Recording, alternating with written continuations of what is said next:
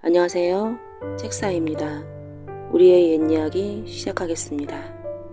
상계주막은 한양 도성에서 서남쪽으로 약 16분 떨어진 마포나루 어귀에 있었다. 마포나루 혹은 상계나루라고도 불리는 이곳은 한양을 거슬러 오는 장사배들과 사람들로 항상 부쩍였다. 여러 사람들이 모여있는 이곳에 다양한 사람들만큼이나 괴이하고 신기한 이야기가 모여들었다. 여러 명이 한 방에 묵었는데 그 중에 한 젊은이가 어색한 분위기를 깨고 입을 열었다. 23년 전 일입니다. 종훈이 목소리를 가다듬고 이야기를 시작했다. 종훈의 아버지 온호는 춘추관 수창관이었다. 아버지는 돌아가시기 전에 제게 그 글을 보여주셨습니다. 살 날이 얼마 안 남았다는 걸 눈치채신 게지요. 종이를 받아든 종훈은 아버지 온호에게 이것이 무엇이냐고 물었다. 온호가 담담한 목소리로 말했다. 내 부끄러움의 기록이다. 의아해하며 글을 읽던 종훈은 깜짝 놀랐다. 종이 뒷면에 적힌 날짜를 보고는 더욱 놀랐다. 아버지가 쓴 시점은 사건의 발생하기 5년 전이었기 때문이었다. 온호는 아들에게 자습책자에 대해 말해주었다.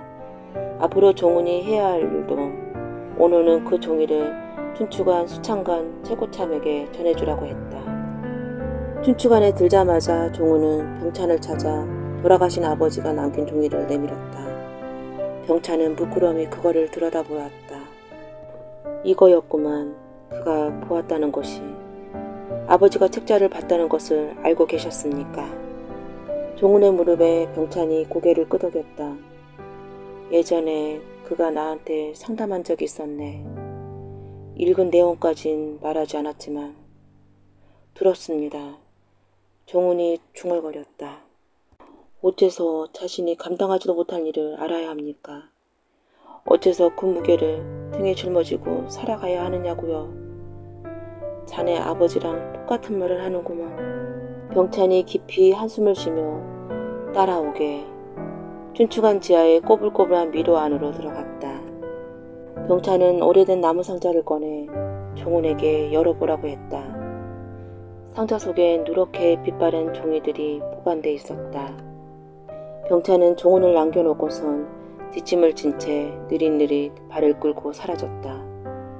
병찬이 떠난 뒤에도 종훈은 한참 동안 넋을 놓고 앉아 있었다. 얼마나 시간이 지났을까. 어디선가 한쪽에 바람이 불었다. 바람과 함께 저마치서 희뿌연 형체가 어린거리며 자신에게 다가왔다.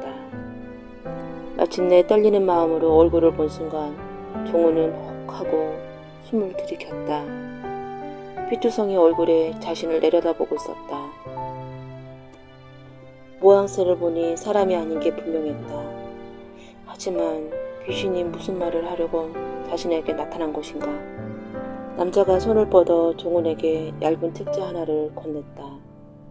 남자가 건넨 책자를 받아들였다. 종훈은 남자가 건넨 책자를 바라보았다. 연한 자색 책자였다. 표지엔 아무런 제목도 없었다.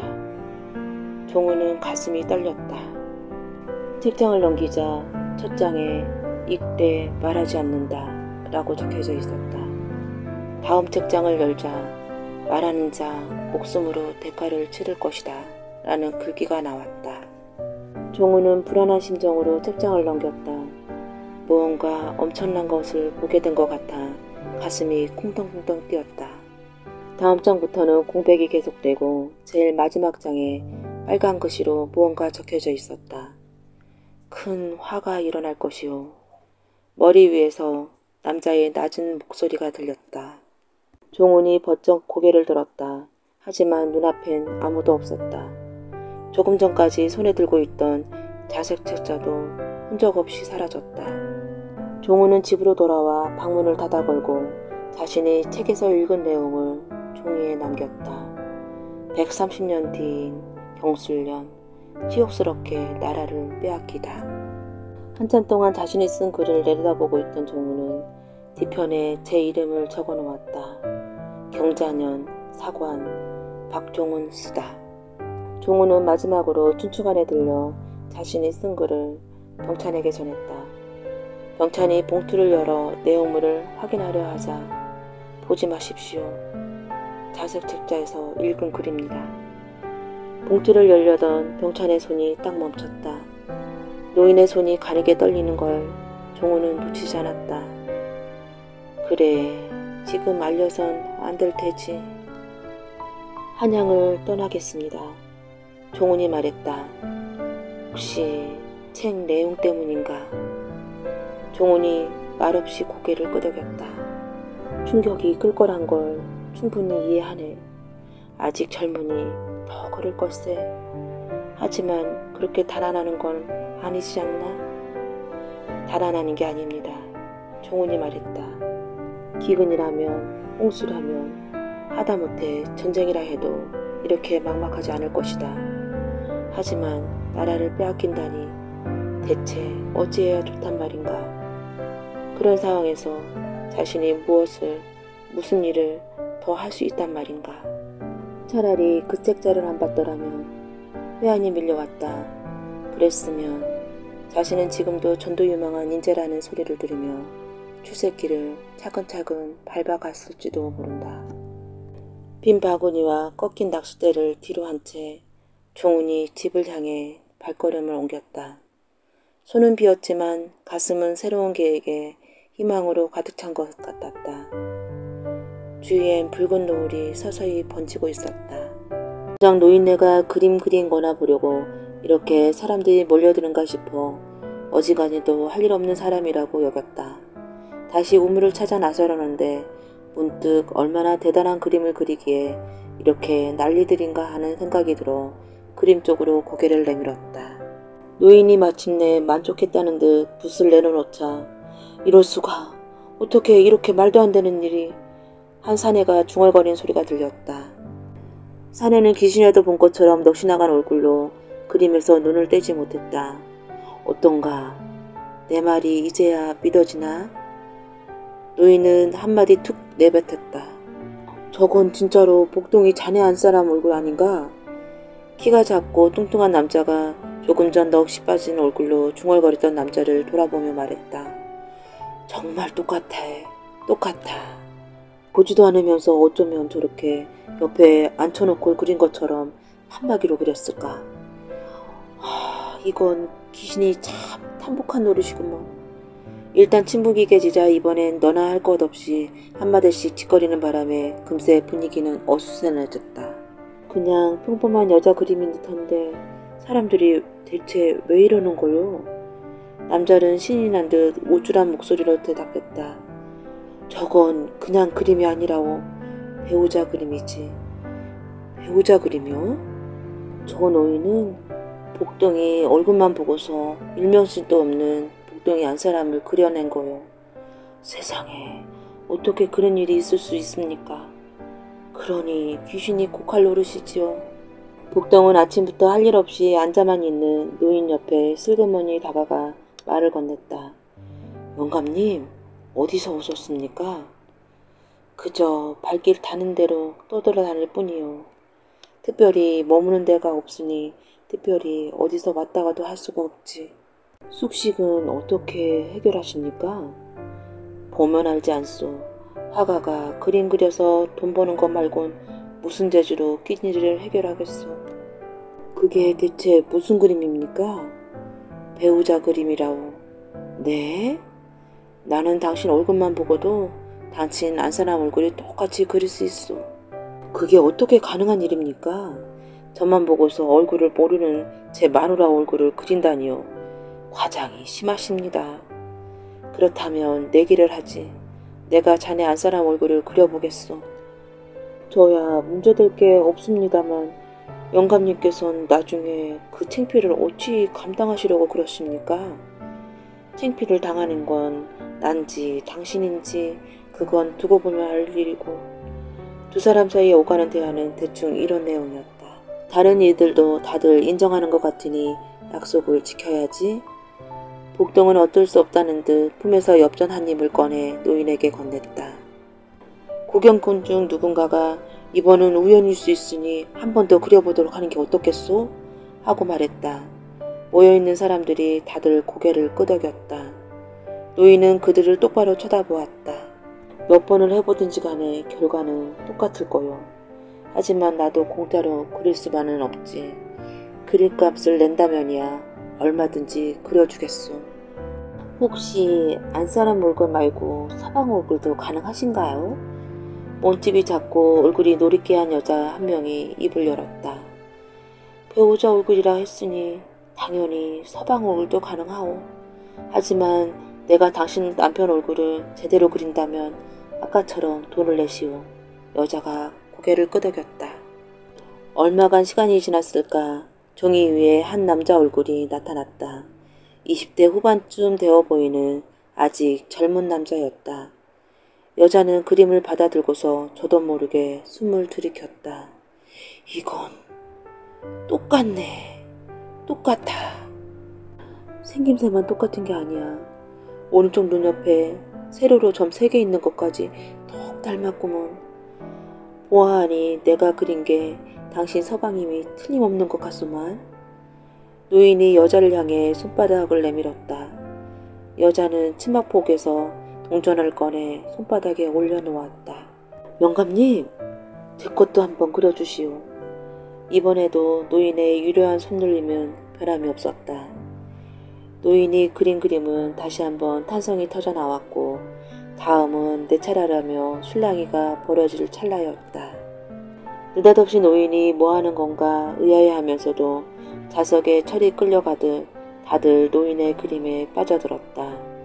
그림 속 여인은 아직 애된 티가 남은 소녀에 가까웠다.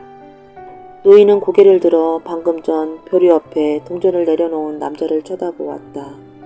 이것도 당신 거요. 남자는 이해가 안 된다는 표정이었다. 제 배우자 그림은 방금 전 그려주지 않으셨습니까? 그랬지. 하지만 당신은 2명의 배우자를 맞을 운명이요. 아까 그린 건 현재의 배우자, 지금 그린 건 미래의 배우자요.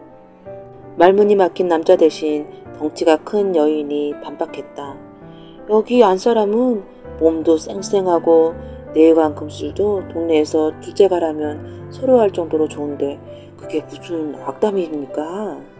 그러거나 말거나 노인은 매서운 눈빛으로 사내를 바라봤다. 돈을 마저 내야지? 네? 아까 낸 돈은 처음 그림값이고 2번째 배우자 값은 아직 안 내지 않았소. 흥분을 살키려 애쓰던 남자는 이게 무슨 말 같지도 않은 소리야. 사람들 주머니에서 돈을 털어나가는 사기꾼 같으니라고 하고 자리를 떴다. 남자는 그런 노인을 멀가니 보다가 한마디 던졌다. 그런데 대체 어떻게 하신 겁니까? 뭘 말이오? 배우자 얼굴을 그려주신 거요. 제일 마지막 그림만 제외한다면 다 맞지 않았습니까? 그렇다면 영감님께서는 미래를 읽는 능력이 있다는 겁니까? 노인은 잠시 동작을 멈추고 남자를 마주봤다. 미래를 읽는다. 나는 다만 사람의 인연에 대해서만 보는 능력이 있을 뿐이요. 수많은 인연 가운데서도 남녀관계로 맺어진 배우자 운만 보니까 그건 꽤나 성가신 일이요. 왜 성가시다는 거죠?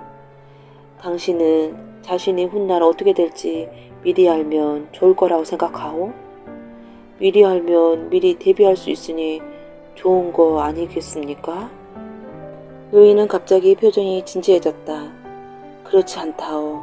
알면서도 아무것도 할 수 없는 무력함은 생각보다 괴로운 일이오. 남자는 입을 다물었다. 그 사이 옆에 있던 꼬마 녀석이 끼어들었다. 할아버지, 저도 그림 그려주시면 안 돼요? 일제히 시선이 당돌한 꼬마에게 쏠렸다. 노인이 말이 없자 꼬마는 돈 때문이라고 생각했는지 제법 맹랑한 소리까지 했다. 저는 돈이 없지만 우리 집은 요앞 밥집을 해요. 어머니한테 식사 한 그릇 대접해달라고 하고 그걸 그림값으로 대신하면 안 될까요? 아이, 할아버지. 그러자 노인이 꼬마를 똑바로 쳐다봤다. 내 그림은 못 그려준다. 꼬마는 시무룩해졌으나 그래도 포기하진 않았다. 왜요? 밥값이 그림값에 못 미치나요? 돈 때문이 아니야. 그러면요? 돈 때문이 아니면 왜 못 끓여주시나요? 집요한 것이 꽤나 성가신 꼬마였다. 너는 장가를 못 두니까. 네? 때를 쓰는 꼬마는 생각지도 못한 말에 화들짝 놀란 얼굴이 됐다. 노인은 짐을 싸서 유유히 발걸음을 옮겼다. 반년 뒤 혹시 저를 기억하십니까? 기억나지 않는 모양이었다. 누신지. 반년 전이었던 것 같은데 옆 동네에서 이상한 노인이 그림 그리는 것을 함께 구경하지 않으셨습니까? 남자는 어렴풋이 떠오르는 것 같았다. 남자는 팔생을 찬찬히 뜯어보았다. 참말 기억력도 좋으시오. 혹시 그 뒤에 노인이 다시 마을에 나타나지 않으셨습니까? 남자는 심각한 표정으로 고개를 흔들었다. 노인을 본 건 그때가 처음이자 마지막이었소. 다시 나타났다면 아마 난리가 났을 테지. 왜요? 남자가 입을 열었다. 그때 노인이 2번 장가 갈 거라고 했던 사람 기억하시오? 네, 노인한테 화를 내면서 돌아가지 않았습니까? 결국 노인 말대로 됐어. 네? 막돌이. 아, 그 남자 이름이 막돌이요. 막돌이 안 사람이 만삭이었는데 아이를 낳다가 세상을 떴어. 산모랑 아이랑 둘 다 죽었지. 막내 동생이 시리에 빠져 있는 걸 본 형님이 재혼을 권유했소. 형님은 수소문 끝에 친구 딸과 막돌이를 맺어줬다오. 혼례식날 신부 얼굴을 본 동네가 발칵 뒤집어졌어. 노인이 그림 속에 바로 그 얼굴이었거든. 제일 놀란 게 막돌이 본인이었지. 그리고 말 나온 김에 남자가 갑자기 목소리를 낮췄다. 금동이가 죽었다오. 금동이요? 왜 자기 그림도 그려달라고 매달렸던 맹랑한 꼬마 녀석 말이오.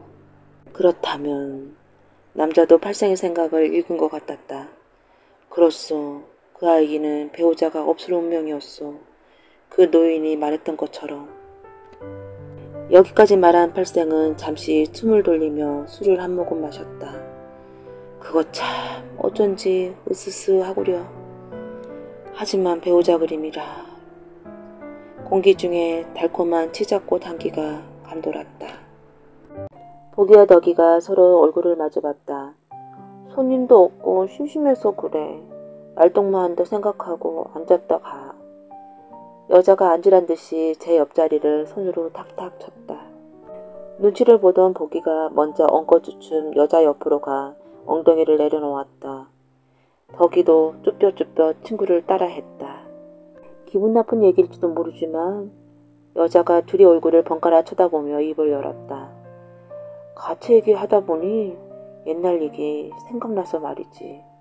가채라는 말이 나오자 보기 눈이 반짝했다. 내가 어렸을 때 겪었던 일이야. 여자가 옛날을 떠올리듯 먼 곳을 쳐다보며 이야기를 시작했다. 반을 파는 여자 이름은 축복이다. 축복의 아버지 장삼은 가채 장인이었다. 어머니 달부는 아버지를 만나기 전에는 평범한 여염집 여자였는데 남편과 사는 동안 머리 다듬는데 일가견이 생겨 아예 수모로 나서게 되었다. 가채는 제작하는 손이 꽤 많이 가는 물건이었다. 달부는 남편 조수 역할을 하며 머리 만지는 법을 익혔다. 만드는 건 남편이라도 남녀가 유별한 터에 그걸 쓸 여자들 머리까지 직접 매만질 수는 없는 노릇이었다. 그래서 달분이 그 일을 맡았다. 장삼의 뛰어난 솜씨에 달분의 영업 실력까지 더해져 부부를 찾는 사람은 날이 갈수록 점점 늘었다. 한 사내가 장삼을 찾아왔다. 말쑥한 얼굴을 한 중년의 남자였다. 남자는 돈꾸러미를 꺼내 장삼 앞에 내놓았다. 천냥이요. 뭐라고요? 장삼과 달분이 동시에 목소리를 높였다. 그런데 남자는 더 놀라운 말을 했다. 더 드릴 수도 있어. 대신 세상에 둘도 없는 귀한 것을 만들어 주시오. 대체 이런 통큰 주문을 한 사람은 누구란 말인가? 남자가 장삼의 속을 읽는 듯 말했다. 주인 어른은 장안의 이름난 거구요. 혼례를 올리는 외동딸에게 가채를 선물하기로 했다오. 따님이 선녀같이 곱기로 소문이 자자한데 미모에 걸맞는 물건을 만들어 주시겠다면서요. 돈은 아끼지 않는다고 하셨어. 장삼이 저도 몰래 침을 꿀꺽 삼켰다. 다들 당신의 실력이 최고라고 하던데 어떻소? 만들겠소? 장삼의 시선이 바닥에 있는 돈꾸러미에 꽂혔다. 거절할 이유가 없었다. 장삼이 고개를 끄덕였다. 기한은 한 달 뒤요. 용건을 마친 남자가 아직도 얼떨떨한 부부를 뒤로 한 채 자리에서 일어났다. 장삼은 즉시 가채 제작에 착수했다. 가채를 만드는데 제일 중요하면서도 어려운 부분은 질 좋은 머리카락을 구하는 것이었다. 거부의 주문을 받아들이고 나서 장삼은 질 좋은 머리카락을 구하기 위해 사방에 수소문했다. 제법 오랜 시간이 걸린 뒤에 더할 나위 없는 만족스러운 머리카락을 입수했다. 대체 이렇게 좋은 걸 어디서 구했소? 장삼이 머리카락을 가져온 남자에게 물었다. 비군이 사원에서요. 남자는 머리를 깎는 사람이 18 꽃다운 아가씨라고 했다. 돈이 얼마요? 장삼이 물음에 남자는 원래 책정했던 재료값보다 2배 높은 가격을 불렀다. 그래도 장삼은 군말 없이 돈을 치렀다. 머리카락을 구하고 나니 다음은 일사천리였다. 재료가 훌륭해서 염색 같은 사전 작업도 필요 없었다. 다만 한 가지 마음 걸리는 것이 있었다. 당신은 여인네 물건을 만들면서도 여인 마음은 잘 모르는군요. 달분이 고민하는 장삼에게 말했다. 고아진다면 고통 따윈 아랑곳 않는 게 여자예요. 목이 부러진다 해도 기꺼이 쓰려고 할걸요. 아내 말에 결심을 내린 장삼은 치렁치렁한 머리를 곱게 따은 뒤 내겹으로 실타래를 두르듯 틀어 올렸다. 완성된 가채는 장삼의 눈에도 아름다웠다. 이토록 아름다운 가채는 앞으로도 2번 다시 만들지 못할 것 같았다. 금화가 거울 속에 비친 제 얼굴을 마치 홀린 듯이 바라보았다. 아버지도 가채가 흡족한 모양이었다. 조선팔도 최고 미인이라 해도 부족함이 없겠구나. 천냥도 아깝지 않다. 딸이 완성된 가채를 쓴 모습을 본 아버지는 그렇게 말했다. 금화가 거울 속 자신을 보며 홀린 것처럼 중얼거렸다. 처음 가채를 머리 위에 올렸을 때 금화는 목이 꺾이는 줄 알았다. 가채가 머리에서 떨어지지 않도록 늘 목과 허리를 빳빳이 세우고 있어야 했다. 거울 속 제 모습에 황홀해하던 금화가 어깨 쪽지에 푸릇푸릇한 반점 같은 걸 발견했다. 이게 뭐지? 금화가 옷을 내려 살펴보았다. 가만 보니 누군가 손으로 금화의 2 어깨를 꽉 움켜쥔 것처럼 양쪽 다 가늘다란 손자국이 찍혀져 있었다. 금화는 온몸에 소름이 돋았다. 금화는 시아버지 방으로 걸어가고 있었다. 아침에 건너뛴 문안 인사를 드리기 위해서였다. 마침 시아버지 방문이 열리며 일을 마친 안마사가 밖으로 걸어 나오고 있었다. 안마사는 방으로 들어가려는 금화를 불러세웠다. 안마가 필요한 분은 정작 따로 계시네요. 안마사의 시선은 금화의 어깨 너머로 향하고 있었다. 마님, 어깨가 무겁고 결리지 않으십니까? 그걸 어찌하는가? 보이니까요. 맹인 안마사가 알 수 없는 말을 했다. 보이다니? 뭐가? 오너니요. 금화는 순간 말문이 막혔다. 온몸에 소름이 끼쳐 입이 달 떨어지지 않았다. 오눈의 무게는 인간이 감당할 수 있는 게 아닙니다. 힘든 게 당연하지요. 그게 무슨... 안마사가 재빨리 금화의 말을 가로막았다. 마님의 어깨 위에 한 여인의 오눈이 올라타 있습니다. 달래주지 않으면 안 좋은 일이 생길 겁니다. 안마사는 그 말을 남겨둔 채 탁탁탁 지팡이 소리를 내며 사라졌다. 며칠 뒤 깊은 밤이었다. 금화는 침소에 홀로 잠자리에 들었다. 눕자마자 스르르 눈이 감기며 잠이 몰려왔다. 낮 동안 피로가 쌓인 모양이었다. 시부모님은 친절했고 남편도 잘해주었지만 아직은 모든 게 낯설었다. 정적이 내려앉은 방 안에서 정체를 알 수 없는 소리가 들렸다. 꿈결에 기이한 소리를 들은 금아가 눈을 살포시 떴다. 뭐지 이건? 소리는 멈추지 않고서 점점 더 분명하게 점점 더 가까이 다가왔다. 결국 금아는 오돌오돌 떨면서 몸을 일으켰다. 긴 뱀 같은 형체가 금아의 이불 속으로 파고들었다. 뱀처럼 생긴 것이 뱀과는 달리 시커먼 털로 잔뜩 뒤엎인 것 같았다. 까! 금아는 더 참지 못하고 비명을 질렀다. 한밤중에 며느리가 자다 말고 비명을 지른 통에 집안은 온통 난리가 났다. 하인들과 남편, 시어머니까지 달려왔다.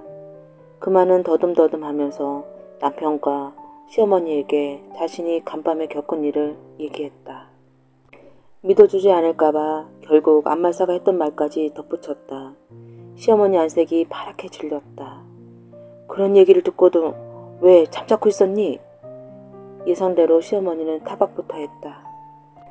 대체 오난이라니 혹시 뭐라도 짚히는 게 있느냐? 금아가 고개를 흔들었다. 가채와 연관이 있을 거라고 막연히 짐작할 뿐이었다. 가채를 내다 버려라. 안 됩니다. 금아가 펄쩍 뛰었다. 안 된다고? 시어머니는 기가 막힌 표정이었다. 그런 일을 겪고서도 그걸 쓰겠다는 거냐? 금아는 시어머니 이해를 바라는 건 아니었다. 가채 때문에 생긴 일이라 단정할 수도 없지 않습니까? 당분간 제가 이 사람 침소에 머물며 지켜보겠습니다. 그 말에 시어머니는 물론 금아까지 화들짝 놀라 남편을 쳐다보았다. 남편이 금아의 침소에 자기 시작한 뒤부터 아무 일도 일어나지 않았다. 그날도 금아와 남편은 손을 잡고 나란히 잠자리에 들었다. 얼마나 시간이 흘렀을까. 시커먼 머리칼이 꿈틀거리며 움직이기 시작했다. 스스스. 금아가 그 소리를 들었는지 잠깐 몸을 뒤척였지만 이내 다시 잠들었다. 남편은 시커먼 수타라 같은 것이 제 목을 조르는 걸 보고 놀라 눈을 휘둥그러졌다. 아름답니? 어디선가 여자 목소리가 들리는 것 같았다. 남편이 헉헉거리며 허공에 팔을 휘뒀다가 간신히 옆에 누운 금아 쪽으로 팔을 뻗어 몸을 흔들었다. 몸을 일으켜 남편 쪽을 본 금아가 비명을 내질렀다. 금아가 손으로 땅을 짚고 슬금슬금 뒷걸음을 쳤다. 하지만 머리칼은 뱀처럼 꿈틀꿈틀거리며 금아를 따라왔다. 금아는 방구석에 슬금슬금 뒷걸음치면서 곁눈질로 남편을 바라보았다. 머리칼이 다시 바닥을 기어 다가왔다. 머리칼이 금아의 목덜미를 감싸 안으려는 순간 금아는 뒤에 숨기고 있던 바느질 가위를 높이 치켜들었다. 싹둑. 가위질 소리와 함께 머리칼이 몸통 중간 부위부터 뭉텅 잘렸다. 바닥에 흐트러진 머리칼은 윤기도 없고 부스스한 채 빛바랜 지푸라기 같았다. 아, 너무 섬뜩해요. 듣고 있던 보기가 말했다. 어머나, 많이 놀랬나 보네. 미안해. 축복이 아기를 달래듯 보기 등을 살살 쓸었다. 덕이는 뭔가를 알아차린 표정이었다. 그 가채 피분이 머리칼로 만든 게 아니죠? 내 말이 맞아. 눈치가 빠르구나. 축복이 조금 감탄한 듯 얼굴로 말했다. 머리칼은 어느 무녀의 것이었다. 주막집이나 요관을 돌아다니며 쌀로 점을 치고 손님들 손금을 봐주던 무녀였다. 어느 날 점을 보고 돌아가는 길에 아름다운 머리카락에 홀린 불량배 4명이 몰래 무녀 뒤를 밟았다. 마침내 숨을 거두고 말았다. 무녀의 탐스러운 머리칼을 정수리 부위부터 통째로 풍덩 잘라갔다. 예상대로 무녀의 머리칼을 살겠다는 사람은 줄이었다. 애꿎게 피해를 입은 건 장사내였다. 귀신이 나오는 가채 소문이 퍼지자 한때 문지방에 닳도록 드나들던 손님들은 발걸음을 뚝 끊었다. 장삼은 제 팔자를 원망하며 술만 퍼마시다가 얼마 후 세상을 떠났다. 그 길로 달부는 축복을 데리고 한양을 떠났다. 보따리를 든 축복이 쌀이문 밖을 나서 태연하게 걷기 시작했다. 해가 떨어지지 않는 시각이라 땅바닥에 축복의 긴 그림자가 드리워졌다.